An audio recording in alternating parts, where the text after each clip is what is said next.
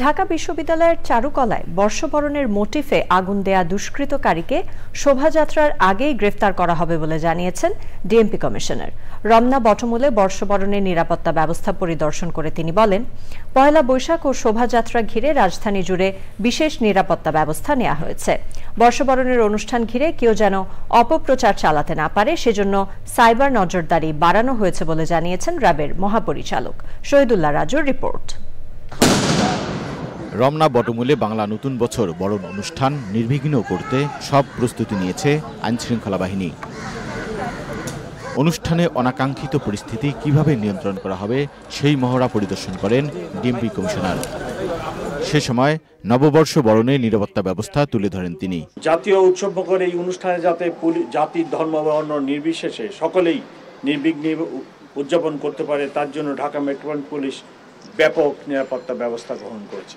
অনুষ্ঠান স্থলের চারপাশে ও শোভাযাত্রা রোডে পর্যাপ্ত পরিমাণ পিকেট, ফুড, পেট্রোল ও লাইনিং ব্যবস্থা থাকবে। ডিবি, সিটিটিসি পর্যাপ্ত সোয়াট সংখ্যক পুলিশ সদস্যগণ সাদা পোশাকে মোতায়েন থাকবে।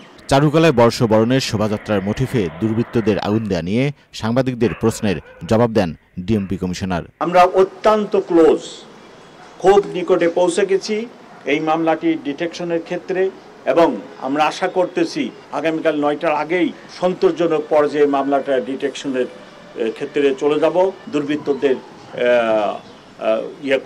অ্যারেস্ট করতেও সক্ষম হবে ইনশাআল্লাহ। রমনার নিরাপত্তা পরিদর্শন করে র্যাবের মহাপরিচালক বলেন, গোয়েন্দা নজরদারি অব্যাহত রয়েছে। অনুষ্ঠান সুষ্ঠু ও নির্বিঘ্ন করার জন্য সব প্রস্তুতি নেওয়া হয়েছে।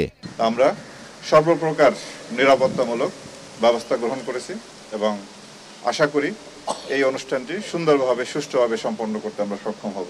কেউ যাতে এই অনুষ্ঠানের বিষয়ে কোনো প্রকার অপপ্রচার চালাতে না পারে। মা, বোন এবং শিশু এবং যারা বয়স্ক তাদের নিরাপত্তা দিকে আমরা বিশেষভাবে নজর রাখব। আইনশৃঙ্খলা বাহিনী জানিয়েছে, নববর্ষ উদযাপনের জন্য মুখোশ, ব্যাগ, দাহ্যবস্তু, ফানুস ও পটকা বহন করা যাবে না। রমনা ও সোহরাওয়ার্দী উদ্যানে বিকাল 5টা পর্যন্ত প্রবেশ করা যাবে। Shahidullah Raju, channel I, Dhaka.